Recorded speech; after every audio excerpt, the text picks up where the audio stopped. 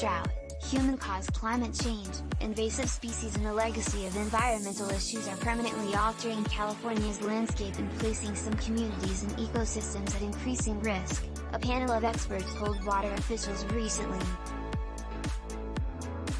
Invasive species and decades of disruptions from massive land and water developments are partly responsible for a continuous decline in native California species, experts told the California Water Commission on November 16. Also, rural communities, many of whom are lower income and rely on privately owned wells, are disproportionately contending with water contamination and scarcity amid recurring cycles of drought, experts said. Although droughts in California date back to prehistoric times, the state's modern-day water issues are the repercussions of decades of decisions, said Jay Lund, professor of civil and environmental engineering at UC Davis. A lot of our environmental problems today are really legacies, he said. We are witnessing the dynamics of past impacts and past changes playing themselves out in our inability, both in terms of regulatory policy and economically, and practically in some cases with some invasive species, to manage the playing out of legacy impacts.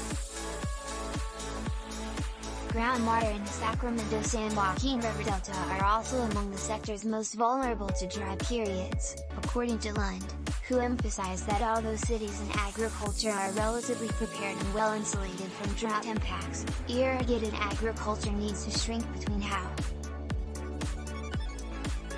about 5 million of California's nearly 40 million residents live in rural counties, which comprise more than half of the state's land mass.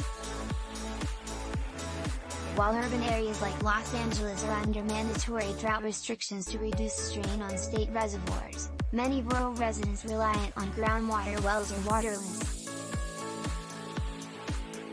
Compounding the issue is water affordability and a lack of safe drinking water, particularly in the Central Valley and Central Coast. We know that these challenges disproportionately impact low-income and Latino communities, said Justine Massey, policy manager and attorney for the Community Water. People relying on private wells in particular are significantly impacted because often they don't know if their water is safe to drink since there's no other entity doing water testing, and they're also not aware until they start experiencing issues with pumping that they may be nearing water level.